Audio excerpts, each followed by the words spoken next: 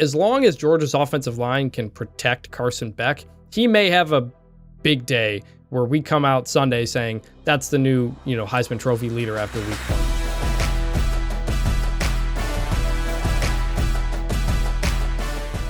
I'm David Ubben. I'm Chris Vannini. And I'm Damien Harris. And this is Until Saturday, the Athletics College Football Podcast. Week 0 was already full of surprises, and if that's any indication of what the season's going to hold, we are ready for Week 1. We are here. There is football games, real football games, a lot of them. We're going to talk about a whole bunch of them. On today's show, we'll pick those Week 1 matchups from Clemson, Georgia, to Notre Dame-Texas A&M, Miami, and Florida. Later in the show, dozens of programs are set to debut new starting quarterbacks, but how will they fare? We're going to look at some of those, from Will Howard at Ohio State, Dylan Raiola at Nebraska, Jackson Arnold at Oklahoma, and plenty more go under center for the first time in their new schools. And which teams can recover from their Week 0 hangovers? That's you, Florida State. They've got a big Monday night game. And to close out today's show, a new week means new trivia, and of course, Crunch Time, running you through the news and notes that you need to have. And I hope you enjoyed our new theme music. I think that was Chris Vannini on the horns there playing those. I think that was good, Chris. Well, welcome to the show, guys. We're here. It's week 1, week 0. I don't even think calling week 0 an appetizer is fair. It was more of an amuse-bouche. But we are here with real games and a real slate of games. How are we feeling, Damien? All I got to say is bust down my AP, perfect time, man. Listen, I am so excited to see Colorado open up the season. Listen, you got the songs, you got the cars, you got the NIL deals, you got the jewelry. Now it's time to see if we'll get some wins. So I'm super excited to see what Colorado puts up week 1. Yeah, for those of you guys watch on YouTube on Friday, you probably already know what happened. But for those listening to the podcast this afternoon, we hadn't played the game yet. So we're going to talk about it a little bit. I will be there. I'm excited to see this Colorado team. Well, I'm there right now. I was going to say, you're not going to be there. You are there.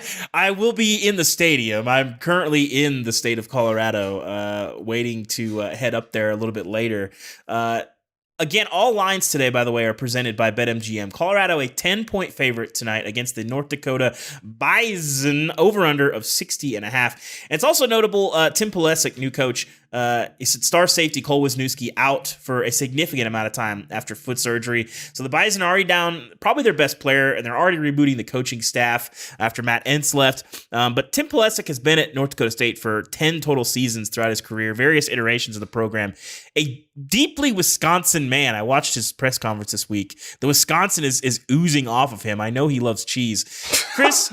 Wait, real quick. You want to know how much of a Wisconsin man he is? He was working at I think, D3 or D2 Wisconsin school as like a volunteer assistant, essentially.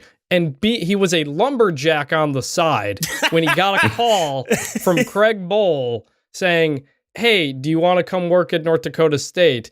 And Tim Pulisic, I wrote the story back in 2020. He was in the middle of drinking Miller Lite. He's in his big machine that they use to cut down the trees, and he went to he had to sell a golf club to get the money to drive up to North Dakota State for the job interview. He slept in the Fargo Dome for a while. He's bounced around, been at Iowa, been at Wyoming. Now he's back at North Dakota State. He is as upper Midwest as it gets. I was going to say it doesn't get any more Midwest than that.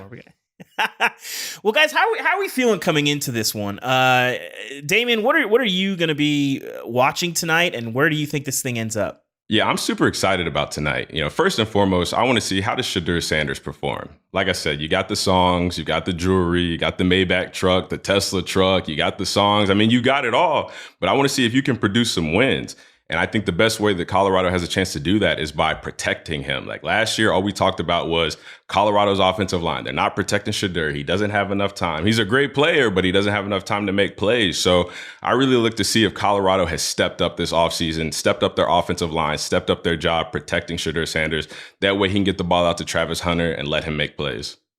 Yeah, I think that's kind of going to be what this game is about, and this whole season is about. Absolutely. Does Colorado have something? Can they have something resembling a running game? Not only just protecting Shedeur, but part of that is teams knew they didn't have to respect it. Dylan Edwards is gone, but they pick up Dallin Hayden from Ohio State.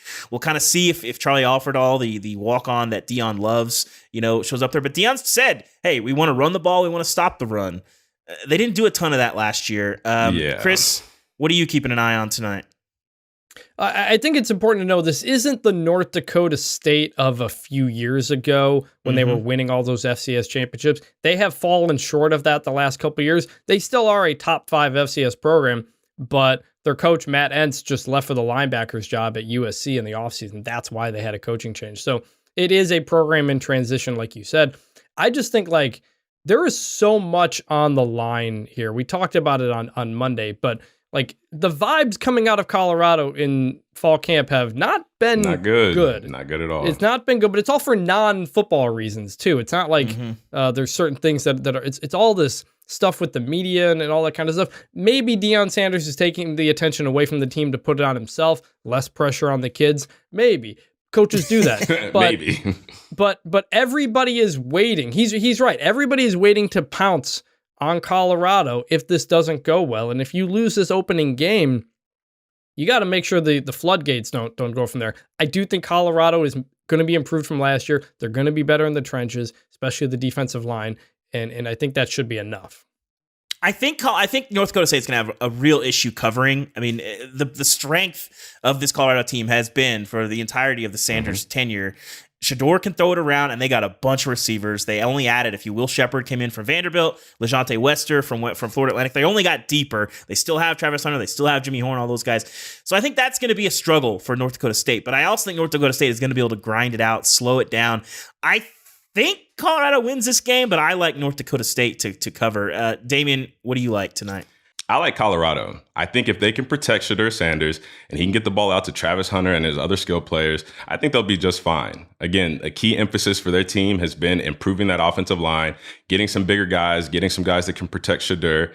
I think they can also use some work on the defensive line. I mean, North Dakota State is going to try to slow this game down. They're going to try to run the ball. They're going to try to control the clock. They're going to try to control the tempo of the game. But their defensive line needs to stand up. They need to be tough in the trenches. Their offensive line needs to be an anchor. They need to set depth and width in the pocket, let Shedeur be able to play from inside out and get the ball out to his skill players. If they do that, they'll be able to win. Chris, what do you got tonight? Yeah, I think that's a good point there. If North Dakota State's going to win this game, they're going to have to keep possession of the ball in long drives. It's what we saw Georgia Tech do to Florida State last week. And Colorado, I'm curious what their tempo is going to be, because last year they ran a ton of plays on both sides of the ball. So can they keep Colorado off the field? Ultimately, I think the skill of Colorado is too much. I think they'll hold up in the trenches. I think Colorado wins. I think they cover. And I think everybody kind of holds off on jumping on Deion Sanders for another week. Until next week at Nebraska, we'll see. Let's get to the games that have not happened yet for all of our listeners. And we got a big one. Notre Dame, a top 10 team going on the road. They're going to be an underdog. Damien, what do you see here? Notre Dame, a 3-point underdog at Texas A&M. The over-under 46.5. Again, brought to you by BetMGM. Yeah. Damien, what do you see for Notre Dame in their opener? I see an unbelievable opportunity. I mean, you're a top 10 team in the country. You're the underdog in your first game. You're playing in a tough environment at Kyle Field, like we've talked about ad nauseum. I mean, what an opportunity that Notre Dame has to come out and show that they're for real. We've talked about the 12-team playoff expansion, and in my opinion, it's perfect for a team like Notre Dame. Somebody that's always knocking on the door, but just not quite good enough. This year, they have an extended playoff and they have a perfect opportunity. So if I'm one of those guys on the Notre Dame team, if I'm in that locker room, if I'm one of the leaders on that team, and I'm making sure everybody on the team has a walk in your trap and take over your trap mentality, because we feel disrespected. Like, how are we the higher ranked team and we're the underdog? Like, this is supposed to be our year. So like I said at the beginning, it's an incredible opportunity to come out and show what this team is about, put all the naysayers to bed at the beginning of the season. And this is a win that I feel like can give a team confidence going out throughout the rest of the year. You know, tough games in the middle of the season, tough games at the end of the season, down the stretch. I mean, I feel like if you win a tough road game against a tough Texas A&M team to start the season, I definitely think that'll give you confidence going into the year. I think it could earn them some respect. I think, not to the level of Colorado, but people are kind of waiting to pounce on Notre Dame too. I mean, Notre Dame, outside of Colorado, probably leads the nation in haters. And I'm one of them. If you can win this game, listen, Texas A&M's not world beaters, but they're a good team with a good roster. And there's not going to be a lot of questions about, is this team legit? You went into Kyle, you beat a pretty good A&M team. So I think A&M wins this game, but I do think that there is an opportunity there. I think Texas A&M wins this game, but I think there is an opportunity for Notre Dame to get it done and actually really have a chance to be a team that earns a lot of respect in week one. Chris, what do you see? I want to see what Notre Dame's passing offense looks like. You brought in Riley Leonard from Duke. He's coming off of injury. You also brought in some transfer receivers. That has been the problem for Notre Dame the last couple of years. They haven't had the really good receivers that they used to have. So can they show something there? Can they move the ball in the air? You've got Mike Denbrock. The offensive coordinator came back from LSU, where he coached Jaden Daniels to a Heisman Trophy last year with some first-round wide receivers. So I really want to see if Notre Dame can move the ball through the air. And we talked on Monday, who has the most to lose in these week one games? Notre Dame. I think I had Notre Dame 3. I feel like I should have had Notre Dame higher, because if they lose this game, I don't know if a 10-2 Notre Dame gets in the playoff, at the end of the year. It's going to be close. They only have so many. They only have like 3 opportunities for some notable wins. I don't think so. So we'll see. I got a question here though. Notre Dame 3-point underdog. They're ranked number 7. A&M's number 20. Can we call this an upset if A&M wins? I know technically it's not. How do we define upset here? I feel like this is the quintessential, is it an upset? It's more of a coin flip because it's the preseason. It's week one. We don't know anything about these teams. A&M might be one of the 5 best teams in the country. We don't know. Preseason polls are literally guesses.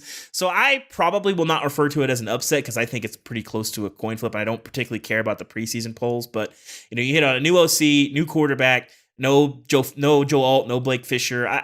Going on the road for a new offensive line and communication and all that stuff in Kyle Field, that's a tough place to get started. I almost would call it an upset, though, personally, just because when you look at what Notre Dame has done, they've had 2 improved seasons the last 2 years. They won 2 bowl games. I think the trajectory that they're on, and again, with them, it's preseason. Rankings don't necessarily mean anything. We haven't seen anything of these teams yet, so we don't know what they're going to be. But I think the direction that Marcus Freeman has taken this team, if they start this season out, again, a top 10 ranked team and losing on the road to granted Texas A&M is favored, but a team that on paper isn't supposed to be as good as you, in my mind, I think that would be an upset. All right, so I've got A&M winning that game and covering. Chris, what do you got? I've got Notre Dame winning and covering the 3 points they're getting. I've got Texas A&M winning. Damien got it? I got A&M. Mm-hmm. Granted, I just talked about how huge of an opportunity that Notre Dame has, and I would love to see them take advantage of it. Believe me, I want to see them solidify themselves as a team who is to be reckoned with. But Kyle Field and Aggie Land, I'm going to go with A&M. Georgia and Clemson are going to play. Georgia 13.5-point favorites against the Tigers, over under 48.5. A lot of storylines in this game. Georgia sort of rebuilding, but still a bunch of pieces still back from that team. Chris, what are you looking for the Bulldogs? My big question in this matchup is really on the Clemson side, and it's, can Cade Klubnik live up to that hype still? Mm-hmm. Or is that train passed? Because Clemson's offense last year, they were 90th in the country in explosive plays of 30-plus yards. You're not going to be able to dink and dunk against Georgia's defense. You're going to have to get explosive plays, and it's a team that could not do that last year. And so, Georgia's got some injuries in the middle of that line, got some new guys in the secondary, replacing Malachi Starks and such. So, I'm sorry, not replacing him, but they've got Malachi Starks and such. Mm-hmm. So, can Clemson move the ball through the air? They haven't been able to do that the last couple of years. The receivers have not been on that level. And so that's the question we have. I think when I'm looking at this matchup, you last year you mentioned the lack of explosiveness. It wasn't just lack of explosiveness; it was lack of effectiveness. I'm not a huge, scoring offense guy, but it is the most important thing in the sport. 19.4 points a game for Clemson last year against Power 5 opponents. That's a pretty significant drop from 2022. Georgia gave up just over 15 a game last year. Gave up more than 21 twice. One of those was Alabama as well. Oh, Todd. Is this gonna be that much different than the 2021 game in Atlanta? If you had to bet your life that Clemson scores double-digit points in this game, would you do it? Because I don't think that I would. And So my lock of the week actually is going to be Clemson under team total of 17.5. I just think they're going to have a lot of problems moving the ball. I'm curious if we're going to have that Cade Klubnik breakout game, but we've seen him play enough football, and I'm not sure that Georgia is going to be the game that you see the breakout. Damien, what do you see in this matchup? One thing that's important to note, both of you kind of alluded on the fact of Clemson wasn't very efficient last year. Granted, they didn't have a lot of explosive plays and, big chunk plays, but their effectiveness wasn't there.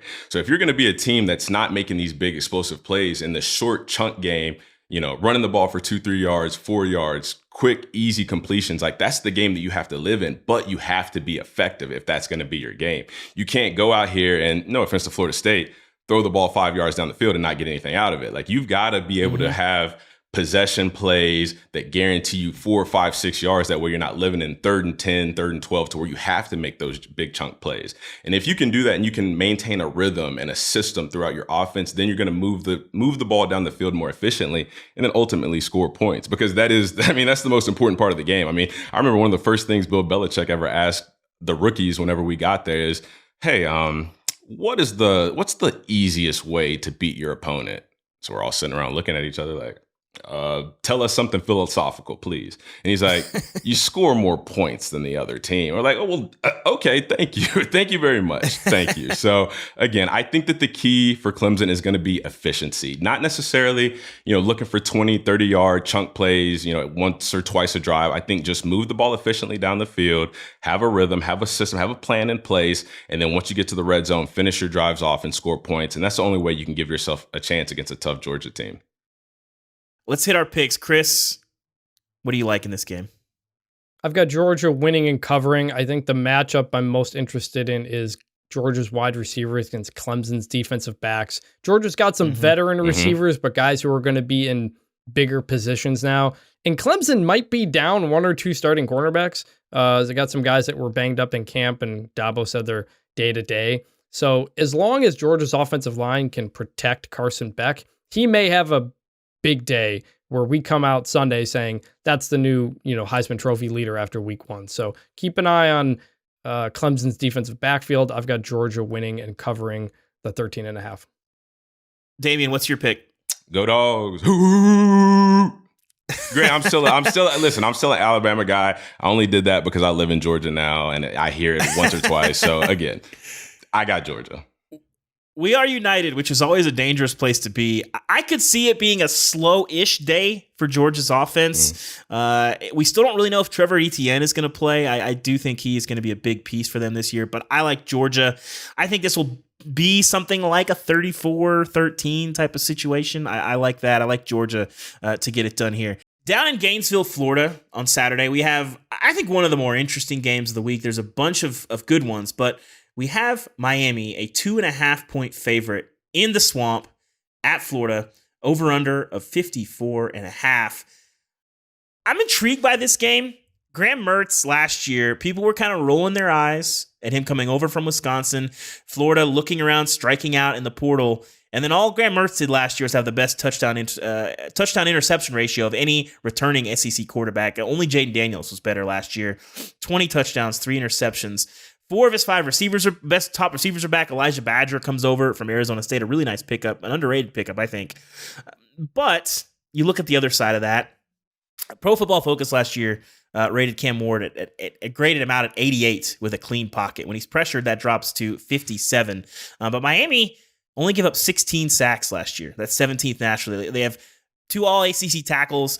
Inez Cooper at guard, also ACC. Then they add Zach Carpenter from Indiana, an all Big Ten guy.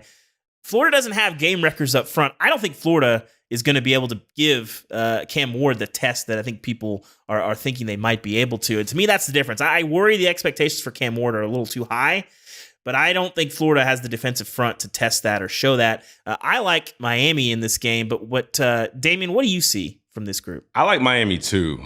This is a Mario Cristobal coach team, and Mario Cristobal was another guy that was at Alabama when I was there, so I got a little bit of connection with him. But just another hard-nosed, tough, dirty, physical coach that just wants guys that play that way. So I can fully expect that Miami in the trenches, offensive side of the ball, defensive side of the ball, they'll be ready. Like you said, they've already got two all ACC, tackles, and I know they're going to be stout up front on both sides of the ball. I think with the introduction of Cam Ward into this offense, I really think that he can be the quarterback that this Miami team needs. And again, whenever he's going to be protected by a star-studded offensive line, I think at that point he just has to manage his own expectations. You don't have to go out there and be a superstar. You're not going to be a guy that's going to be running all over the field, scrambling. You're going to have time. Just make the right reads, make the right throws. And I think that he is the guy that can really uplift this Miami offense. I think, again, stout up front, you've got a good quarterback, let him make plays. I like Miami in this game.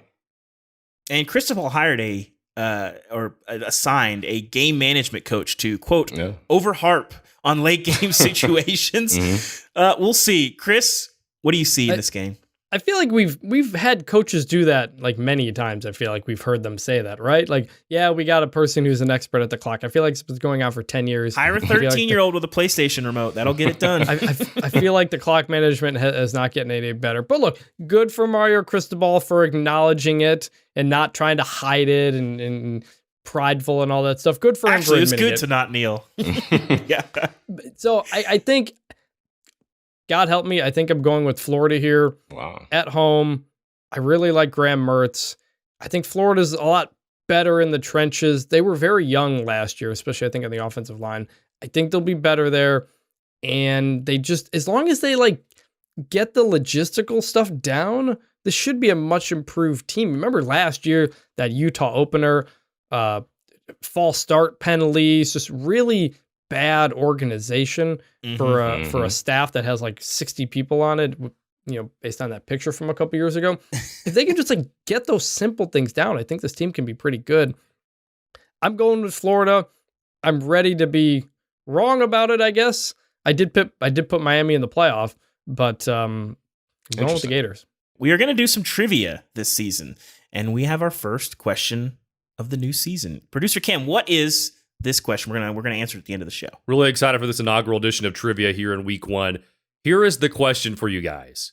Since the start of the Kirby Smart era at Georgia in 2016, how many season openers against ranked opponents have the Bulldogs had, and what is their record in those games? And we'll answer that at the end of the show. This is just a good opportunity for you guys to mull it over between now and then. It's a good question.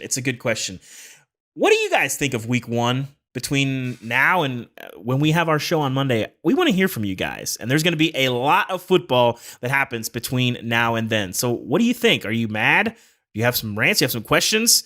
Do you have some beef with our picks? Whatever you got, let us know on our Until Saturday phone line at 316-462-9852. That is 316-462-9852. Leave us a voicemail, and we'll react to them live on our Monday recap pods. It's a really great addition to the show. We are back, and in Vegas on Sunday night, we have two teams who are currently trying to beat some allegations that they are quite soft. With a capital T. And they hire, yes, and they hired two new defensive coordinators on both sides of the ball. Blake Baker coming over from Missouri at LSU. And USC hires D'Anton Lynn from UCLA, just across town. He didn't have to sell his house. That's always nice. LSU, a 4.5-point favorite. Over-under 64.5, which might be the lowest over-under we've seen in a USC game in quite some time. Damien, what are you looking for in this game on Sunday night? Listen, here's the story. LSU hasn't won a season opener since 2019. I mean, you have got... That's crazy. Right? That's crazy. Right? Think about that. We just talked about, we're going to ask our trivia question being, how many season openers has Georgia won against ranked opponents? Well, LSU hasn't even won a season opener against a ranked or an unranked opponent since 2019.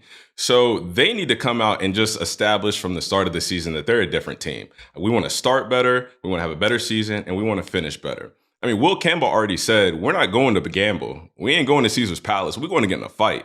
And that's kind of the mentality that those old LSU teams that I used to play against had. You know, whenever we played those teams, we knew that it was going to be like two heavyweight boxers stepping in the ring, going toe-to-toe for 15 rounds, throwing punches until somebody didn't get up. And we knew that when we played LSU, they were going to have that exact same mentality. So clearly it's on display. They're not hiding it. You know, they want the world to know that they're looking to get in a dogfight. So I expect them to show up, be physical. You know, they're big, fast, physical guys that play with a dirty edge. Well, I shouldn't say dirty, with a swampy edge, a little bit of a swampy edge, if you will. I don't want to call them dirty, but definitely a little bit of a swampy edge. So I think if they come out and play their style of football with the mentality that they're clearly showing, I think that they have a good chance to, you know, knock off a tough USC team and start their season better than they have in the past couple of years. Chris, what do you see in this game? You know, LSU may have the best offensive line in the country. At least that is the hope. Will Campbell, as you mentioned, potential top 10 pick. They might have a couple other NFL guys on there too. And that's going to be huge because, yeah, this is a lot of people around that program feel like this is the best offensive line they have had in a very long time. And so it has to live up to that. You give Garrett Nussmeier time. He hasn't played a bunch. He's been there for a few years. I feel like Garrett Nussmeier is really going to break out onto the scene in this game. Came in the SEC championship game a few years ago against Georgia, threw for, I think, almost 300 yards, played the bowl game against Wisconsin last year, threw for almost 400 yards. So I expect him to have a big game. They've got some new receivers. Obviously, they lost Brian Thomas, Malik Neighbors, but Kyron Lacey, they really like him as long as he kind of stops with the drops. They got CJ Daniels, the transfer from Liberty, so they should have some pretty good options in the pass game. So I expect this LSU team to continue to score points. Question is what happens on defense. And the thought is, hey, it can't be much worse, right? I mean, they bring most of those guys back in the secondary. They weren't great last year, but they were banged up last year. Question is defensive line. They don't have a lot of depth at tackle. They tried to get some guys in the portal in the spring. Didn't really work. So kind of up and down there, but I expect LSU, even with all the changes on offense, to be able to score a lot of points. Yeah, I think one of the things you look at what Blake Baker did at Missouri and even a little bit to Miami before that, you know, they were defenses that overperformed relative to talent. And Missouri had a lot of talent, but they still were playing above what they had. And LSU was not doing that for a few years defensively. They've really been struggling there. And if they can play to their talent level, much less above it, I like it. Because you look at what LSU did last year, there were some schematic issues, but there's a lot of effort, there's a lot of tackling, and that's coaching. That's coaching. And if you have some connection with your players and guys are playing hard, I think you looked at what you saw from that LSU defense last year. I'd like to go back and count how many loafs there were when Ole Miss is running down the field or when Florida State's busting a big play. I mean, the second half against Florida State last year was a debacle, and it's hard to not point to effort. It looked like they broke, and they never really recovered the rest of the season. So if you can fix those things, I think you win this game. Let's get to the picks. I like LSU in this game. I think USC is a team that does still have some upside. I'm higher on them than a lot of other people. For a lot of the same reasons LSU, I think they can fix some of that defense. But I like LSU in this game to get it done, win the game on the line of scrimmage, fix the defense. Big game for Garrett Nussmeier. Give me LSU. What do you guys like? Damien, where do you stand on this one? Yeah, give me LSU. I'm buying all the stock. I mean, I'm an SEC guy at heart, obviously, so that's who I got. I want to see LSU get back to their brand of football. I want to see them improve in the secondary. I want to see that spirit, that LSU, that swagger. You know, they from the boot. Like, I want to see that on display. Like, we're over here talking about games last year where we're counting loaves and, you know, their spirit was broken. And like, that's not LSU. Like, whenever we talk about LSU football, that's not LSU. So I want to see them get back to their style of football and go ahead and put away an opponent who, again, no offense to USC, but I played against them in a season opener, and we know how these SEC versus West Coast team matchups are supposed to be. So I want to see LSU come out and handle business as they should. Chris, what do you got? I know you say West Coast teams, but technically it's a Big Ten team. Well, right. I was about to say Pac-12, and I was like, oh, West Big Coast. Ten teams in openers, so we don't really Midwestern know, right? powerhouse USC. Right, yeah. I'm going LSU as well, even with the 4.5. I think I'd probably take the over 2. I think LSU's just going to score a lot of points. I like Miller Moss, but like, we'll see when it's not just like a Holiday Bowl and whatnot. Yeah. And, you know, for LSU, they've won 10 games each of the last 2 years. Brian Kelly's third year is always the year. That's the year he took the big jump in Central Michigan. At Cincinnati, I think they went to the Orange Bowl. Notre Dame, his third year was when they played in the national championship game. So, yikes. You know, maybe the offense was a year early. It'd be nice to have some of those guys from last year, back, but I think LSU's going to be right in that CFP mix at the end of the season. The schedule is pretty favorable in terms of the bye weeks and who they get at home, and I think LSU is going to have a big year. So I'm taking LSU in this game. Right on. The G5 has never been more relevant, and Chris, a pretty big one to start the season. Boise State, a team that a lot of people like to make the playoff. Would you say they're the favorite for people to get in the playoff? It's close. Yeah, there's no. I mean, they were there's my no pick. consensus. Yeah, I think they're probably the most popular pick. Yeah, It's the they're favorite. 13-point favorites going on the road at Georgia Southern, aka the Fighting Clay Heltons, over under 56.5. Chris, what do you see in this Boise matchup going down to the South and starting the season with a pretty good opponent? It's not Oregon. They'll see later in the season, but Georgia Southern, pretty good team. Yeah, I'm interested in this game just because of that geography. We remember when Boise State went down to Florida State a number of years ago, and I think all the FSU players were cramping up or something like that. That was like Hank Bachmeier's first game. This is going to be in the 90s. I think in the mid to low 90s in Statesboro, Georgia. It gets pretty humid down there, Yes, it as does. Damien Yes, well knows. it does. And so how is Boise State going to handle that coming from the Northwest? It's an interesting matchup, too, because Georgia Southern, if you haven't been paying attention, they're not a triple option team anymore. They've been doing that forever. Since Clay Helton came in, they're one of the most pass-happy teams in the country. They've been top 15 in passing yards per game the last several years. So how does Boise State handle that in that environment? Georgia Southern's got a new quarterback taking over, but they've got some pretty good receivers. So we'll see how the defense does there. And then we'll see how Maddox Madsen does as a quarterback. Coaches in the Mountain West told me they like him. He's accurate. He's maybe not as dynamic as some other guys, but he gets the ball where it needs to go. And then the star player to watch here is Ashton Jeanty. He's maybe the best running back in the country. Rushed for almost 1,400 yards last year. Came back to Boise State despite getting a lot of people who wanted him to transfer. And Georgia Southern's rushing defense, 95th in yards per carry last year. Thanks. That has been a problem. I'm expecting Ashton Jeanty to have a big game. And a good stat here from Boise writer BJ Rains. Boise State, 11-3 all time when the temperature at kickoff is 90 degrees or higher. Damien, what do you got in this matchup?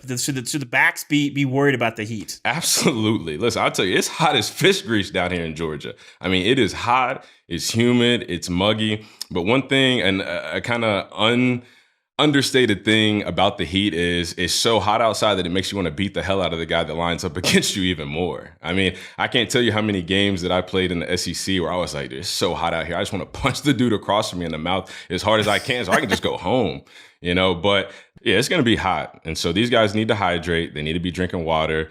They need to make sure that they're ready for the elements of this game, because if not, it's going to result in misplay. It's going to result in cramping. You're going to be out on the sidelines. So, guys that are going to be running the ball, which this could be a run-heavy game, definitely prepare yourselves because, I mean, running in this heat, it's not easy for anybody.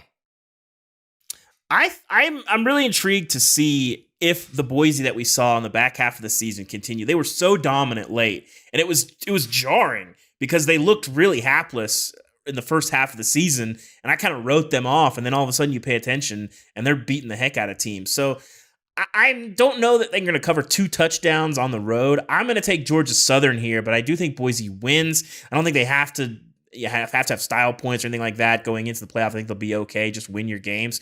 Chris, who do you like in this game? Going to take Boise State with the 13 points.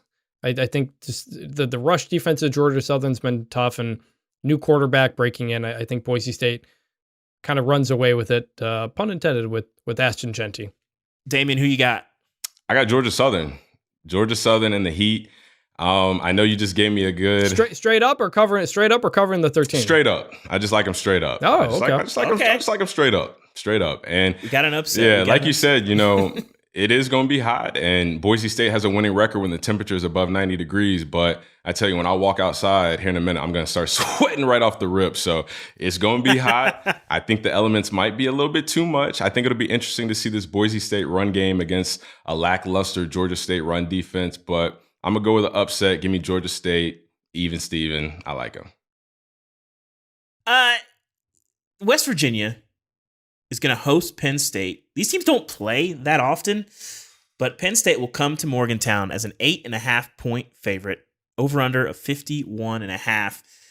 This game, whenever West Virginia has the ball, I'm a little more interested to kind of see what that looks like. West Virginia should have one of the best offensive lines in the Big 12. Only one Power 4 team gave up fewer sacks last year, and they were 14th nationally in yards per carry. That's about as good as it gets. But nobody in the Power 4 had more tackles for loss than Penn State last year either.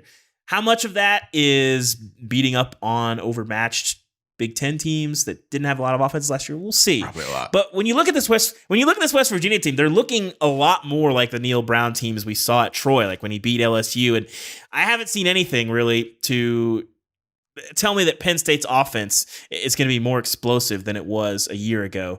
This is where we have Cam drop the infamous chuck it deep cut that I love so very, very much. But receivers the biggest. There it is. There it is. Receivers are the biggest question mark on a very good Penn State roster that has a lot of pieces everywhere. But I just don't see it. Drew Aller as well, toolsy. But can you make decisions? Can you deliver the ball accurately? He's got a lot to prove there. I think this is going to be a really low-scoring game. I think both of these teams are going to be pretty methodical. I think it's going to be a really physical game. But to me, I like West Virginia to make this really competitive. Hang with them. I think Penn State survives, but is very, very close to being serenaded with country roads as they leave the field. Chris, who do you like in Morgantown? I'm going West Virginia. Actually, like you said, this game it's the big noon game. It would have been really cool if this was a night game. Yeah. I know there's a lot of big games going on, especially in week 1, and you kind of want to spread them out. But this would have been a really cool night environment, I think. Definitely, especially since it's on a campus. But I'm going to go with West Virginia. Really like outright Garrett Green or with the points. Outright. I think West Virginia gets the upside. I'm just not a believer in Penn State. I don't have them in my CFP. If they play well here and Aller looks good and everything, then I'll readjust. I know Penn State won the game last year and everything like that, and it was kind of a weird game. But West Virginia figured things out, I think, as last season went on. And I'm going to go with the Mountaineers. What do you got, Damien? I got Penn State. I put them in my college football playoff. Like both of you said, I think this is going to be a really monotonous, kind of dull game. I think it'll be low scoring. But ultimately, I got Penn State. I think that they grind it out. I think they find a way to win. And I think that, again, granted, West Virginia, they're not world beaters, but this is a tough team. They're going to be playing on the road. It's going to be a tough environment. So I think if Penn State gets even just a small win, even a small window of victory in a game like this, I think that could give them confidence throughout the rest of the season. You just like those backs at Penn State, Damien. I think that's you see those backs. You're like, I can't say no. I love Nick Singleton. He's my guy. They've got good backs, and I still live in the world of if you've got a good back, 2 good backs, and you can run the ball efficiently, you're going to be in any game. You can be in any game because you can control the clock. You can keep the time of possession on your side, and you can control the tempo of the game. So if they can do that, again, that's a part of what goes into this kind of dull, monotonous game plan that we're kind of expecting. I think it'll be low scoring, probably low excitement, but I think that Penn State grinds it out and finds a way to win. Yeah. Well, those were our the big games, the games you need to have on your main screen. But there's still a lot of really good football. We're going to call these next games our quad box games, or our games that you need to pay attention to. But they might not be on your main screen. It's a jam-packed weekend. People forget, too, when you get all these FCS games in there, there's way more football games being played. I mean, it's 60% more than on a conference play weekend. We're going to start with another game on Thursday night, so we'll be brief here because a lot of listeners know what happened here. But North Carolina going to Minnesota. They're a 1.5-point favorites. That line has kind of jumped around quite a bit. An over-under 50.5. 2 new quarterbacks. Max Johnson comes in to North Carolina from Texas A&M. And Max Brosmer comes up from the FCS level to take over at Minnesota. Also, 2 really, really good running backs this game. Damn good running backs. Omarion Hampton, he might have my pick as one of the best backs in the country. I mean, it's tough to get past Ollie Gordon, but Hampton is right there.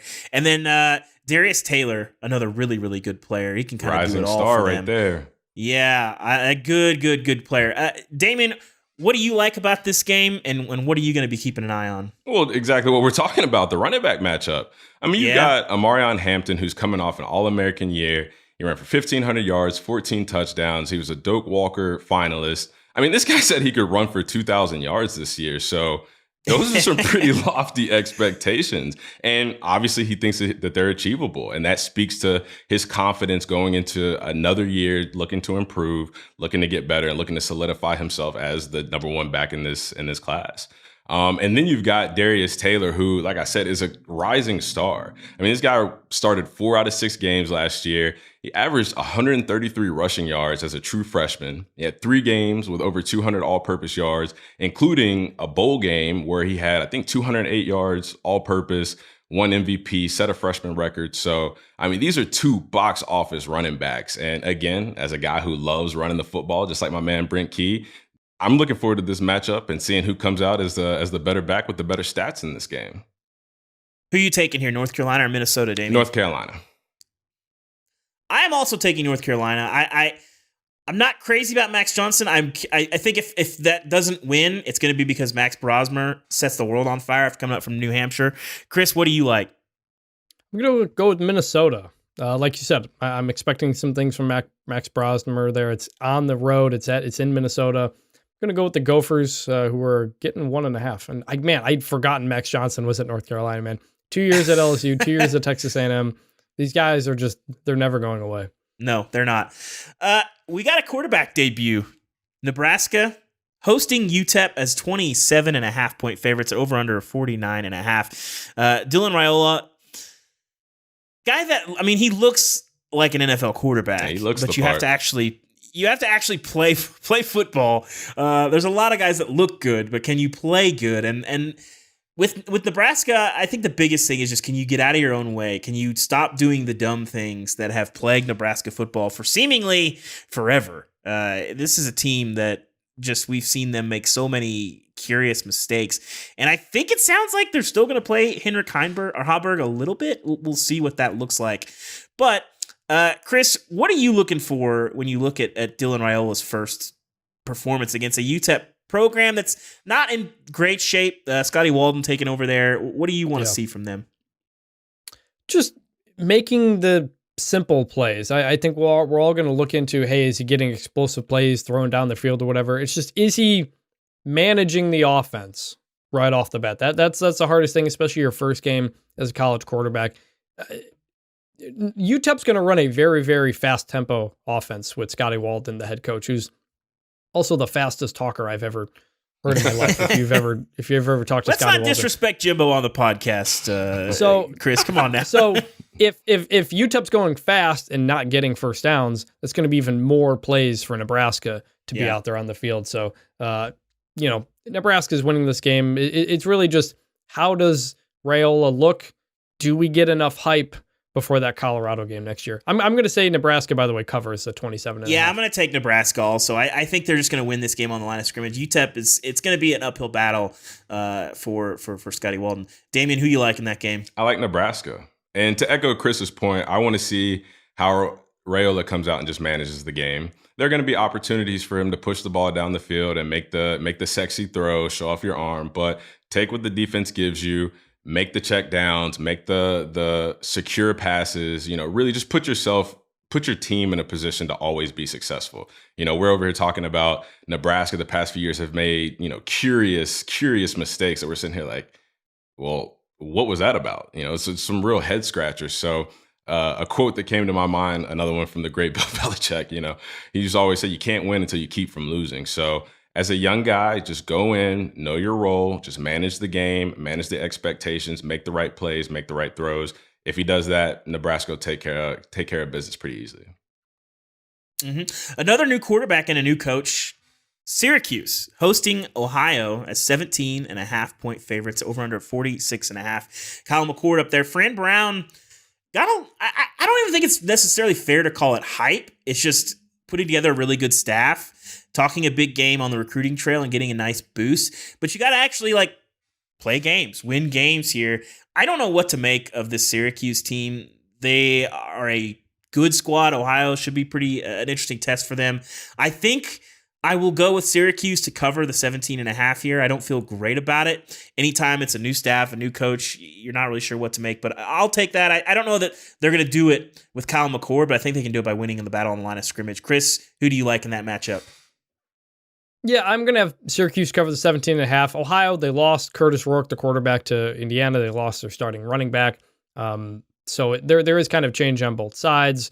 I think Kyle McCord, he got a tough rap at Ohio State. And that's ultimately what this is about. The Kyle McCord, I don't say revenge tour, but kind of getting Image back to where he was. The rehab tour. That's maybe the best way to put it. So curious to see, obviously, how he looks in that game. That's kind of the focus.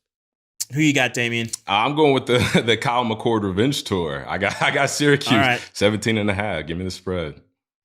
I want to see the breakdown for the bets on the next game. Ohio State, 48.5 point favorites against Akron. Joe Moorhead down there. It'll be interesting to see. The over-under in that game, 58.5. Will Howard making his debut. Ohio State 4-0 against Akron have outscored the Zips 149-23 over those 4 games. I think people just think that Ohio State's going to score a touchdown on like every drive and every play is going to be 30 yards.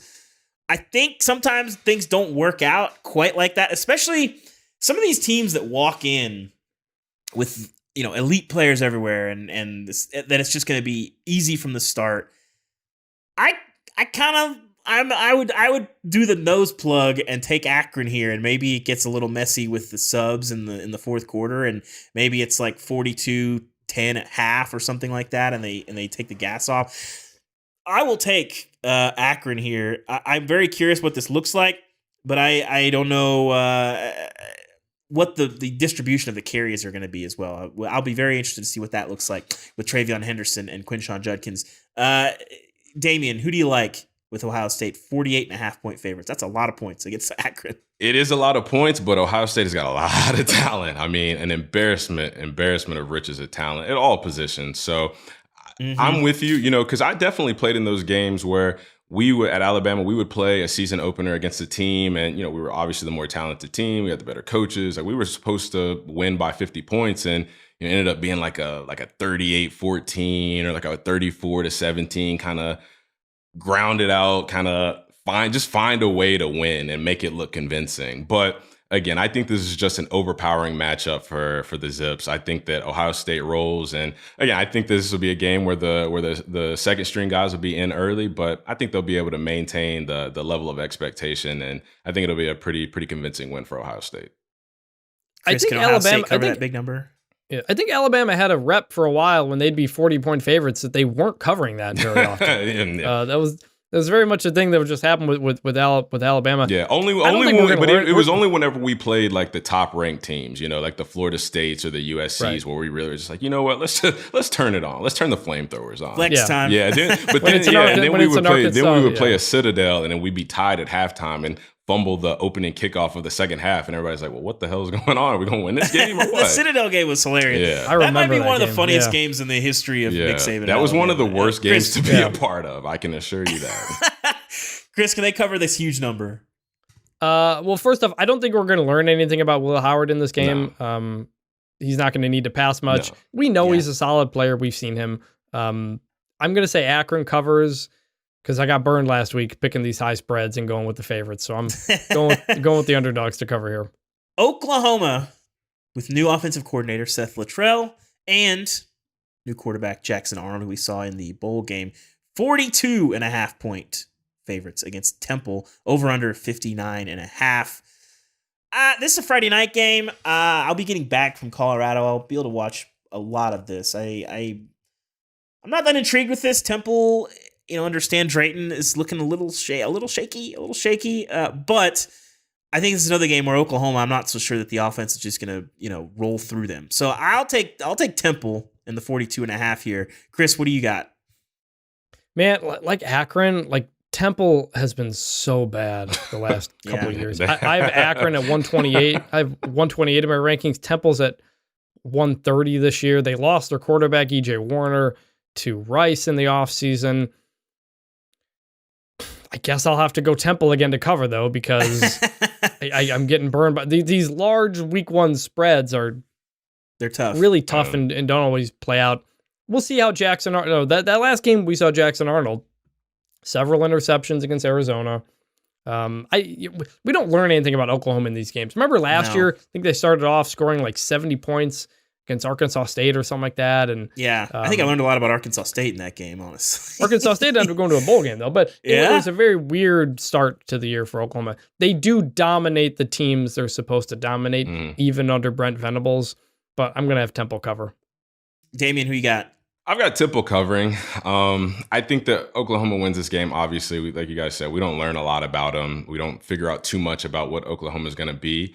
I am interested to see Forrest Brock make his first Division I start. Coming from a JUCO, be interested to see how he handles his first Division I game at quarterback. So I think that it'll be a game to watch. But again, I don't think we learn a lot about both teams. I think Temple covers the spread, but again, Oklahoma cruises, and we'll spend next week or the week after that trying to figure out, is Oklahoma actually good or not. All right, we got Virginia Tech going to Nashville, playing at Vanderbilt's still ongoing construction site. I think the stadium should be in better shape before too long. I do like some of the mock-ups that they've had, but there was a lot of attention given to that last year. Over under 48.5. Virginia Tech 13.5 point favorites. The first time that they've played since 1989. The Hokies are 6-3 in this series. Brent Pry also was the former co-defensive coordinator at Vandy between 2011 and 2013. I'm in on Virginia Tech. I have not seen or heard a lot of encouraging things about Vanderbilt this offseason. Give me Virginia Tech. I think they win this game big. I think it's like a 45-20 sort of situation. Give me Virginia Tech. Good note from producer Cam here. I'd forgotten Brent Pry was the co-DC at Vandy 2011 to 2013. I think that was with James Franklin. Yeah. I like Virginia Tech here as well. I've been high on them all offseason. I think they'll have a big year. Covered the 13.5. Vanderbilt still under construction, figuratively and literally. Yeah. Damien, who you got? Give me Virginia Tech. I mean, I've been low on Vandy since they called us out a couple years ago. I mean, not particularly a tough place to play. Virginia Tech, I'm high on them. I like them. Give me BT. Texas, 32.5 point favorites against Colorado State. Over under 60.5. Colorado State gave up 270 passing yards a game last year, 9th worst among FBS defenses. I'm very curious. I want to see the new weapons from Texas. Amari Niblack, Isaiah Bond. What can they? Is Jaden Blue gonna be that guy without CJ Baxter? And obviously Jonathan Brooks is gone as well.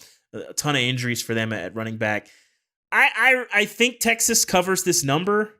I think their defense slows down Colorado State's passing game, and I'll take Texas and the points here. I think they'll be focused and motivated. First time playing with that SEC patch on their chests. I think it means something. Damien, what do you like in this game? I'm telling you. It just means more. It just means more now. Come on. Give me Texas. I love Texas. I love everything about Texas. I love Quinn Ewers. He's my favorite player in all of college football. I'm with you. I'm definitely interested to see how they replace their weapons. A.D. Mitchell, Xavier Worthy. But I think when you've got a stout leader like Quinn Ewers under center, I think you've got nothing to worry about. I mean, all this hype about Archie Manning and what he was going to do and this, that, and the third. Is he in the game? Quinn Ewers said, "Hold my beer." Maybe not hold my beer because he's still in college, but hold my strap for a second because we got stuff to do. I'm QB1. I'm about to go lead this team to a playoff run, a championship run. Give me Quinn Ewers. Give me Texas all year. I love them. That conversation is going to be interesting all year. If Quinn does have a bad game or gets banged up, I think it's going to be very annoying and a bit stupid. Right. But and I think it's going to be. And I think it'll be completely unwarranted because Quinn Ewers, granted, if he has one bad game, a bad throw, a bad decision, that doesn't take away from his long list of all the things he's done to consistently put Texas in a position to win football games. So I think that his job should be under zero pressure, essentially, like no pressure whatsoever. Chris, what do you got in this game? I've got Quinn Ewers is 21, by the way. I looked it up. So he can say, hold my beer. Oh, okay. Totally legal. We're good. Exactly. So Archie, hold my beer. Hold my beer. We're good. That's a lot of points for a Colorado State team I think is going to be improved. Got a pretty good quarterback in Braden Nicolosi. Got a good receiver in Torrey Horton. Year 3 for Jay Norvell, who has connections. I think he's been at Texas. He's been at Oklahoma. I'm going to say Colorado State covers. Obviously not win, but I'm going to say Colorado State covers. Interesting. Alabama, Throw 31 and a half points favorites at home against Western Kentucky and Tyson Helton. Shout out to Big Red. Over under this game, 59 and a half. Alabama's won 22 consecutive season openers. That's pretty impressive. They played a bunch of big games over that time. Damien, what do you make of this Alabama team big picture, and who do you like in this game for them to cover 31 and a half in the Kalen DeBoer debut? And this matchup to me is all about Kalen DeBoer. What I want to see is, can you take your winning culture, your winning formula, and bring it to a place where winning is the standard, where winning is expected, where winning is, it's win or bust. I want to see how he makes that transition. He's had a ton of success everywhere else he's been, and I want to see if that continues with Alabama. You know, you've got a great quarterback in Jalen Milroe, a great dual threat, who definitely elevated his passing game last year. I remember at the beginning of the year, I was one of the guys that talked about, like, can this kid throw the ball? Like, is he looking downfield? Is he reading the defense, or is he just taking the snap and deciding to run? He elevated his passing game consistently throughout the year. Obviously, we know what he can do with his legs, and he's really the leader and the heart and soul of this team. So I think that with DeBoer, if you can take your winning formula and, again, bring it to somewhere where winning is the standard, you've got a stud, expected to be All-American quarterback. I think that you have the tools and the resources to be successful. You know, this game, and I go back to my Alabama playing days. Alabama's season is not defined or anything by this game. I mean, ultimately, this game means nothing. This is just a statement game to come out and show, well, what have we been doing the past couple months where everybody's been talking about, oh, Nick Saban's gone. Oh, Caleb Downs was in the transfer portal. Oh, this guy left. Oh, these guys, like, while everybody else has been talking about all of these other external things that don't matter when you step on the field, what have you guys been doing? What has Kalen DeBoer been doing? What has this team been doing? How have they been coming together? I think that is what's most important for this team, not for this game, but for the entire season and for all the Alabama fans that are going to be watching to see how successful this team is going to be this year. I think the one thing we haven't talked about in some of these games with the bigger spreads is how many of these teams want to keep it pretty vanilla on both sides of the ball and not do a lot of things that they're going to do. Because with Western Kentucky, no Austin Reed, no Malachi Corley. Tyson Helton's kind of gotten them back to that identity, though, of being able to throw the ball around. But I think if Alabama doesn't cover this, I think it's going to be because they don't want to show a ton of stuff, and they look pretty just pretty vanilla in what they want to do, and how they want to use Jalen Milroe. I'm really excited to see what Kalen DeBoer can cook up. If you, let me ask you this, Dave. If you're if you're a Kalen DeBoer in a situation like this, do you want to sit back and be vanilla, or do you want to come out? Good question. And again, like I said, show everybody, like, this is what, while you guys have been talking and wondering about this, are we going to be covered? Like, are we going to be good over here? Are we going to be good on this front? Like, if I'm Kalen DeBoer, I want to come out and show everybody, like, this is what I've been doing. Y'all been over here looking this way. I've been doing this. Chris, what do you make of that? Quick question. Pop quiz. Trivia. Who is the starting quarterback for Western Kentucky? I don't know. TJ Finley. Oh, that's right. Okay. He left Texas State thinking he wasn't going to be able to play. Formerly of LSU, formerly of Auburn, formerly of Texas State. He is now on his fourth school, and he did have a very good season at Texas State last year. He has played Alabama twice. And in those games, he's completed 57% of his passes with 3 touchdowns and 1 interception. So he is familiar here. Okay. The spread is 31.5. The last time these two teams played, Alabama 2016 only won by 28. So it was a pretty close-ish game. I'm going to say Western Kentucky covers the 31.5. I think they're going to be able to put up some points with that Tyson Helton offense and what they like to do. So interesting game for a lot of reasons. I'm really curious to see how that Alabama secondary looks against an offense that likes to throw it around. And finally, we're going to look at some games with teams that showed up in week 0 and played, some better than others.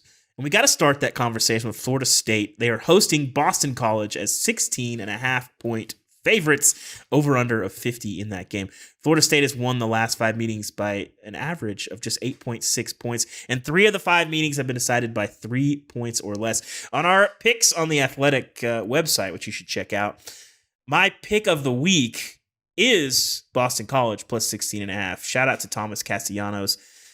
I think I'm just down on Florida State. I think Boston College is a good team that will probably sniff a bowl game. They gave Florida State fits last season. I think they can mess around and maybe have a chance to win this game in the fourth quarter. Give me BC here. Damien, does Florida State bounce back? Are you selling all your Florida State stock, or are you holding on to some of it? Give me Florida State back. I'm going to buy a little bit of it back. Okay. Because listen, Okay. at the end of the day, DJU, this Florida State team, like they've heard all the noise that we've made for the past week. Us, college football fans, all the analysts, everybody, all the playoff predictionists, like they've heard all the talk, they've heard all the noise, and I expect them to bounce back because as a team who is supposed to be up here and everybody's talking about how you're down here, like you've got one of two choices. You're either going up or you're going down. You know what I mean? You're going to go down with the critics or you're going to supersede and be like, you know what? This is where we're supposed to be. This is the type of team that we are and that we know that we can be. Week 1 is not going to define us and we just need to get better. So I think DJU comes, I think him and his team work their tail off all week. I think they really bounce back from that Georgia Tech loss. And again, Boston College is going to be a good team. It's going to be a tough opponent. It's going to be a tough test. But I think this is a game where if they win, I've talked a lot about confidence and opportunities. I think a win like this for Florida State will really give them a lot of confidence that they need back from that Georgia Tech loss. I am trying to figure out why this is 16.5. It is fishy. I mean, it's really bizarre. Like we said, great stats here pulled from Cam. The average margin the last 5 meetings is 8.6. Florida State was lucky to get out with a win last year. Castellanos threw for 300 yards, ran for almost another 100. Florida State looked like they could barely move the ball. Like, why is this 16.5? You gave it your lock of the week, but every time we have a line like this, it just seems very fishy. I guess I'm going to go Boston College covering as well, but it seems too easy that there must be something that feels a little off. You may be right. New Mexico looked really good in their debut under Bronco Mendenhall until they didn't. 2 defensive scores last week. They had Montana State, a really, really good FCS team, on the ropes as 13.5-point underdogs and ended up losing that game 35-31. Arizona, breaking in new coach Brent Brennan, not breaking in a new quarterback. Noah Fafita sticks around. Tetairoa McMillan sticks around, but they do not have Jacob Cowing, who's off to the NFL. Over-under of 58.5. Vegas, not big fans of New Mexico. 31.5-point spread here. They were 13.5-point underdogs a week ago to Montana State, who I think that was the widest spread of a FCS FBS game in quite some time. The defensive scores have a way of skewing some of these results, and Arizona's not going to give that up. So I'll take Arizona 31.5. Give me Fafita going off against the Lobos. Damien, who you got? Yeah, I like Arizona in this game. I'd be remiss if I didn't point out the fact that New Mexico had a perfect opportunity to steal a win last week and give themselves a lot of confidence going into week 2 against a tough Arizona team. Unfortunately, they did not. Now you're playing an even tougher opponent. I think it's going to be tough sledding for New Mexico. I mean, I hate to say it, but give me AZ. I think they're going to have a big day. And I think that after this game, New Mexico is really going to be trying to find themselves. Chris, do you believe what you saw in the first half last week? Well, like you said, the defensive scores and the comeback kind of masked, the overall numbers of that game. Montana State had 567 total yards. They averaged 7.7 yards per carry. You take out those defensive scores, it may be a very different game. And then again, if New Mexico State makes a field goal or catches a third down pass, they probably win that game. Right. It's just how football goes sometimes. But I think the overall look at what New Mexico did last week, I am going to go Arizona as well. It's a lot of points. I know I'm picking underdogs. I'm picking underdogs over and over here on this show, but I'm going to go Arizona.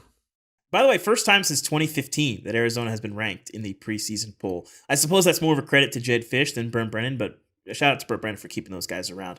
And finally, Nevada, Jeff Choate takes over, and they surprised a lot of people last week, pushing SMU. They'll go to Troy as 8.5-point underdogs, over under 45. So Vegas expecting a low scoring game. It'll be the debut for Jared Parker, but more importantly, Goose Crowder's debut at Troy, the West Virginia transfer. I am going to take Nevada to keep it rolling here and keep it close. I don't think they win, but I think they cover something like 24-17, something like that. Chris, where do you stand on the Wolfpack? You're a big Choate believer. We were talking after that game last week. You were thinking over 4.5 wins. I liked what I saw. A lot of toughness. And SMU didn't play well, but some of that was because of Nevada. Once SMU stopped spitting on people and committing stupid penalties, they averaged like 7 or 8 yards of play in that second half. My question here is, I just don't know what to make of Troy. Yeah. You know, like there's a lot of turnover there. Jared Parker, I get the hire. He knows Neil Brown. He knows John Summerall. It's kind of why he got the job.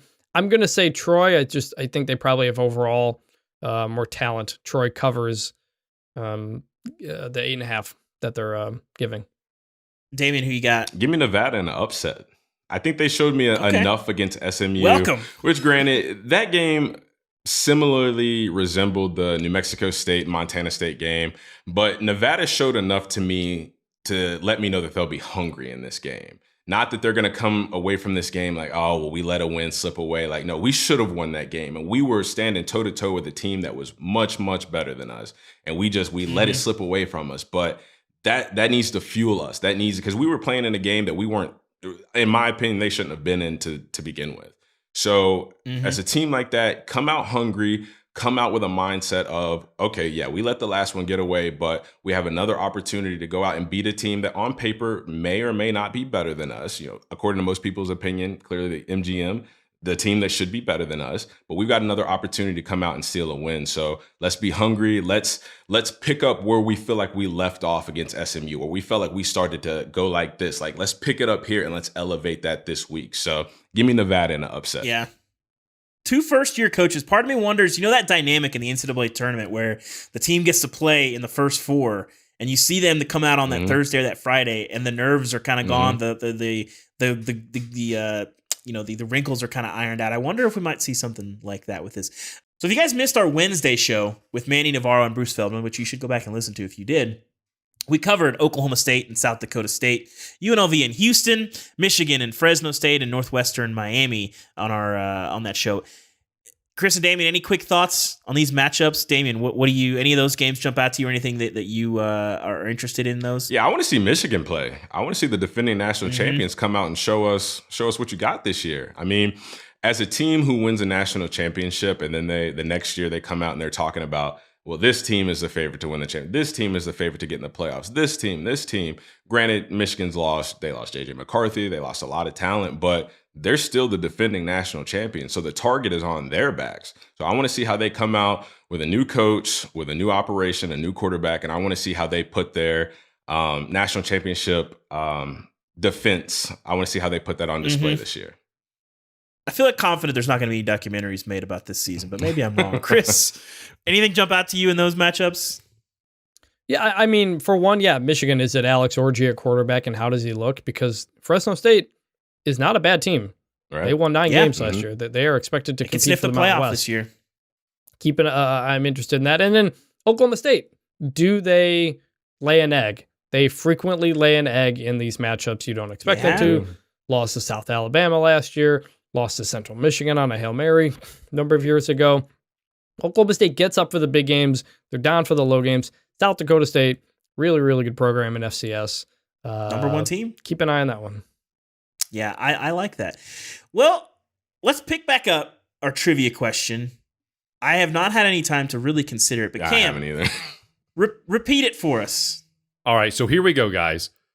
Since the start of the Kirby Smart era at Georgia in 2016, how many season openers against ranked opponents have the Bulldogs had, and what is their record in those games? So we can get 2 points here if we get the number and the record.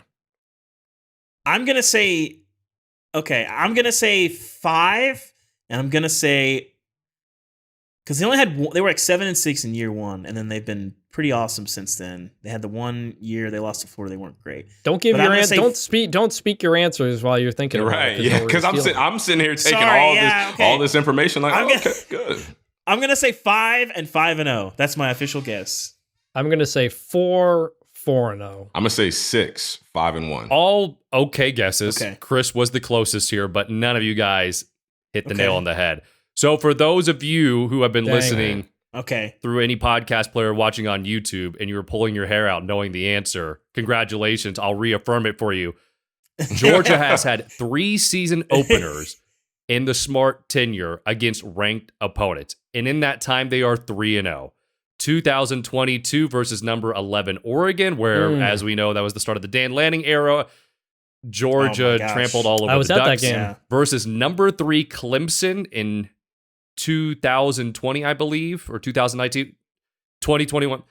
2021, I think. That was the 10-3 so it was game. 10-3 final score. Game, and then in 2016, the first year of the Smart tenure, versus number 22 North Carolina in a 33-24 win, which was the one I knew would trip. Yeah, I knew that would trip everybody up. I have no recollection of that game. Zero whatsoever. All right. Chris, is there not a big game in Dallas in week 1? They haven't done that for quite a while now. The Dallas game is just not a thing. Yeah, I was gonna say, what happened anymore? To that? Really? Did they do away with that after we embarrassed USC a couple years ago? I think I just haven't tracked it. They still do the game in Charlotte. They still do the game in Atlanta, but I guess the people who run it here, it's not really. I was in Dallas for the week 1 last year for TCU Colorado. That was interesting. That was in Fort Worth, not Dallas. Correction. You got to make sure you get that right. That was when I was unfairly maligned for Uber Eatsing Benihana. It's a great decision. It's been a year since that. How about that? What a day. Let's get to crunch time. What are Damien's thoughts on that, by the way? Okay, give me the rundown. Give me the rundown. So last year, I covered TCU Colorado. I wrote 2 stories from that game, and I had to get back and do the show. I did not have a lot of opportunity I didn't have time to sit down and eat. I had to come back and do our reaction show on Saturday night. Mm-hmm. So I raced back to my hotel. I got a hotel near the airport because it was kind of in the middle because we're going to have to be in Dallas some and Fort Worth some. Right. So did that, booted up Uber Eats, and Benihana popped up, which seemed delicious to me. I'm a big hibachi guy. So I ordered it. Had it delivered to the hotel. There was no shrimp flipped in my mouth. There was no rice volcano or onion volcano situation or rice heart or whatever. But it was delicious food. It was probably overpriced, but I actually needed some I'm food sure to it was. eat. I'm sure that delivery fee was out the ass. Where do you stand on having experiential restaurants delivered via Uber Eats? So it's hard for me because I'm a big, I've got a bunch of dietary restrictions, right? Like I'm no dairy, no gluten, no red meat. So it's like a very fine line. So it's like every time I go somewhere, I'm like spending 30 to 45 minutes combing through DoorDash, Uber Eats for what's the most viable option. And I should say that there should be way more than there are. But it's a slippery slope. I don't think that I would have done Benihana, but I could have found something. You've let me down. But I've never had Benihana before, so I could just be missing out. Okay. I've had your local Tuscaloosa, Alabama hibachi. I haven't had Benihana before, so it's very good. I will say I did find out just yesterday. I've been to Colorado a bunch. I just found out that they just got In-N-Out, so I ate there yesterday. Really? Because they don't have it in Tennessee, so I don't get to eat it a ton. Before I gave up red meat, I tried In-N-Out one time, and I swear it was the most overrated burger I've ever had in my life. By far and away. I'll just go ahead and tell you, I like Five Guys. If you're a burger person, there's nothing that beats Five Guys, and Five Guys is up there. The problem with Five Guys is also it's fast casual. It's not really fast food. Well, that's my issue with Five Guys. If I'm going to get burgers for myself, my wife, and get a patty for our daughter, that's you might as well go to Costco. $35. It's crazy. That's a lot. It's a lot. You might as well just go grocery shopping. The best thing about living in Texas is that we have every fast food here. We've got the East Coast stuff. We've got the West Coast stuff. Big fan of In-N-Out. Not the fries. The fries are terrible. I actually like it more than Whataburger. I'm not allowed. Whataburger's not if we good want to either. talk, oh my! If we want to talk about overrated, Whataburger is terrible, bad. and it takes It's not terrible. It's terrible. It's really nothing bad. Nothing like spending 45 minutes in the drive-through line. That's where all the Chick-fil-A rejects goes to Whataburger to work the drive-through. Anyway, let's get to some news and notes. Chris, there's a delicate balance in having toughness and staying healthy. Some would argue that that's what spring football is for. What do you make of this situation at Charlotte? Do you feel like Biff Poggi is being too hard on himself? Definitely 8, probably 9 starters that are injured, which is, I'm not great in math, but it's getting close to 50%. And I feel very bad for those kids. But I know that the young people that'll get an opportunity to play will play hard. And I take responsibility for that as the head football coach. When you open with JMU, program at 19-4 over the last couple of years, you can get a little overzealous, and you have to balance between that callous that you want the players to have, and then getting them healthy. And I think I get an F- on that for this camp. I'm going to say Biff Poggi as many times as possible in this segment, just for the record. But where do you stand on their situation and what their outlook is going to that James Madison opener? What I don't understand, it's year 2. You've already done a fall camp before. Like, what did you do that is not working here? And he had been at Michigan before. He's been a high school coach for a very, very long time. I don't know if these are just incidental injuries, but he's pretty dang hard on himself. And if you watch, they were bad last year. Mm-hmm. If you watch any post-game press conference that he did, he just ripped himself and the coaches to shreds. And I would hear from other coaches or other agents who are like, I don't know if I want to coach for this guy if he's just going to keep throwing you under the bus after every single thing that goes on. So like there were expectations to be improved in year 2, and this is not at all how you want to start the season. So I don't know what's going on. We've had a lot of injuries in NFL college football fall camp, it feels like this year, but that is a level at which you might be doing something wrong. Damien, I don't remember Bama having a ton of this stuff in the preseason, but when you're going through camp, how much conversation is there about, like, I'm going out to the practice field, knock on wood, because I hate seeing the guys that blow out their knee in camp. You work for 8 months and then you don't get to see any of that payoff on the field.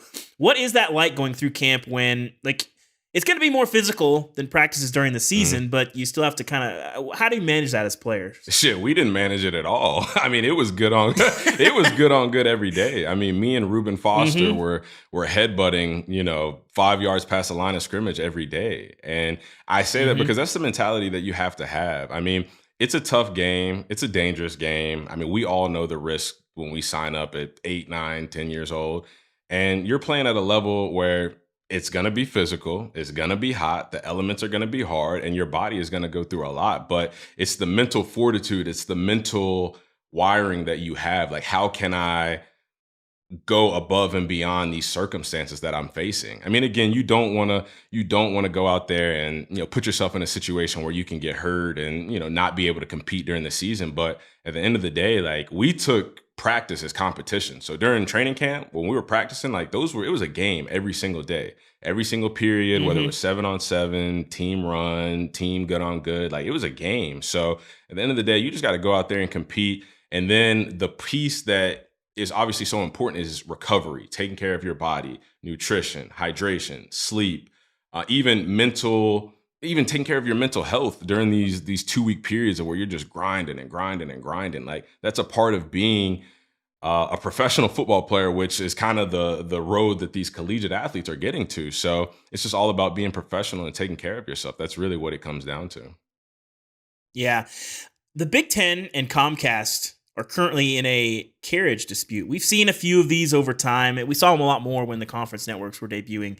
But the reality is that there's a shot that Oregon, Washington, UCLA, and USC games will not be available on the West Coast for Comcast viewers. I did appreciate Oregon State tweeting out national brand with the sly smile, and they have a big graphic that said available nationwide, even on Comcast with the Beaver logo and the CW logo. Their opener will be available.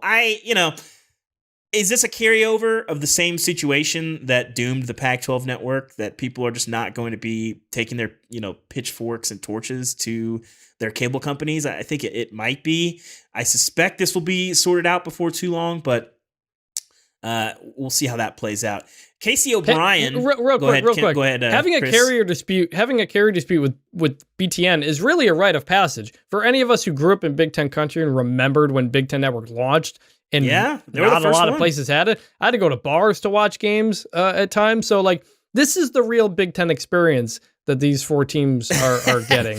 The Michigan App State game was the debut for it, I believe. It was. So, yeah. It will be interesting because remember a couple of years ago it was like Dish Network and ESPN had a feud going on, and they pulled the games on a Saturday for a minute, and people freaked out, and then you come together for a deal. Like you said, the question is, do Pac-12 fans freak out enough for there to be a deal?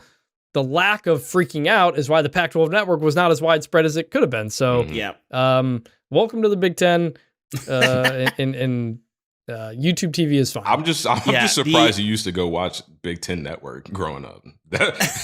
Shocker. I remember that that App State Michigan game. I was following the Gamecast on ESPN because there was no way. I was in Arkansas that day. I remember that game, and there was no way to get any access to that ball game. Casey O'Brien, former Minnesota player, a 4-time cancer survivor, was a recipient of the Disney Spirit Award in 2019. He has had some other treatments that he needs, and are not going to be covered by his insurance because it was experimental. His GoFundMe page to cover his treatment has eclipsed $350,000 from nearly 3,000 donors. It's very cool to see people come together for somebody that has inspired a lot of people. So very cool there. And if you feel led, give to them. A new book came out this week with Armin Catane and John Talty. The Price: What It Takes to Win in College Football's Era of Chaos. There's a lot of stuff in here just about the new era of college football, and a lot of I haven't read the book. I've read a bunch of the excerpts that they've run, and one of them includes a fiery quote from Nick Saban. Let's hear it. Basically highlighting his relationship with Lane Kiffin, calling Jimmy Sexton. The quote, "That son of a bitch," Saban allegedly said of Kiffin to the agent, according to a review of the book. "I'm going to fire you, Jimmy, for ever talking me into hiring that narcissistic prick." I'm sure in a moment of intensity, Nick probably didn't necessarily mean that. Damien, you were there for some of this. What how would you describe the dynamic between Nick Saban and Lane Kiffin when he was helping, speaking of image rehabilitation, helping get Lane back? Well, that quote seems pretty spot on. I mean, I definitely witnessed a few of those interactions live, and they were fiery and they were full of excitement. But I think it was because you had two guys who were so good at what they did, they just didn't give a damn about what anybody else had to say. I mean, Nick Saban obviously thought that he was the greatest head coach. Lane Kiffin thought that he was the greatest offensive coordinator. And in their minds, nobody could tell them anything about how to do their job and how to run their operations. And when you've got two people with that mentality, what do? They clash, they butt heads. So there were definitely a couple instances where I think Coach Saban may have tried to relieve Lane Kiffin of his duties on the field. There may be a few instances of those, but they were all resolved and they were all worked out in a peaceful manner until the two decided to split ways. But I was right before the national championship game, which was very surprising to say the least. But I can't say that we didn't expect something like that to happen at some point. I think at the time, I remember a lot of guys were thinking it was going to be at the end of the year or transition to the next season. But, it just happened. It was just dropped right on us. And again, I think that just kind of highlights the level of intensity that the two had, in their relationship. But, it was a lot of fun. And because Nick Saban is a defensive guy, Lane Kiffin is an offensive guy. So that used to fuel a lot of the guys at practice. So whenever they would start going at it, all the offensive guys would get in a huddle and be like, all right, yeah, we finna piss off Coach Saban some more. And then all the defensive guys were like, man, we finna shut Lane Kiffin's ass up. I'm tired of listening to this guy. Because Lane is very slick tongue, very He's going to beat you and let you know Exactly. For a lack of better words. So, but yeah, it was a lot of fun. I think that seeing coaches compete at such a high level, because again, they thought that they were the best and they were only trying to do what was going to put us in the best position to win. I think that fueled the players, because then we channeled some of that energy. And then on game days, it was like, okay, well, the offense is on this side, the defense is on this side. So we don't have to like, Coach Saban and Lane Kiffin aren't going to be arguing right now. So it's just like, we can take those two energies and just give them to the other team and just beat the shit out of them, you know? The season's here. We have football games on Thursday night. I didn't want to wake up mad. And then somebody sent me the SEC on ABC theme. It's sort of like a remix of the 90s. I don't even know what to call it, Chris, but what I call it is a sort of weird knockoff of music that's supposed to sound familiar, but doesn't really sound familiar. And it just sounds like dated in a way that's not nostalgic at all. I don't know. Never before has a theme song just made me angry. I don't even know how to describe it. Chris, what did you make of the debut of the new SEC on ABC theme song? It's not getting great reviews. It's a remix, like you said, of the late 90s ESPN theme. So I have been banging the drum for a few years that ESPN ABC need to bring back the early 2000s ABC theme, which is fantastic. If anybody remembers watching college football at that time, the energy is up, it's ready to go. And so I see this tweet, and ESPN PR is like, we're bringing back, for the SEC and ESPN, we're bringing back a late 90s theme. I was like, yes, here we go. And then I finished the tweet, and it's like the ESPN theme. And I click on it, and I'm like, I don't remember this theme. I don't think many people remember this theme, whether it's a remix or the original. I went back and listened to the original. I don't remember it. Nobody remembers it. People remember the ABC theme. This is the SEC on ABC. Why would you not bring back the ABC theme that everybody loves? It was a good effort. I like the idea of doing it. I appreciate It's not a theme that anybody has any memories of. You have, the famous SEC on CBS music is now going to go to the Big Ten.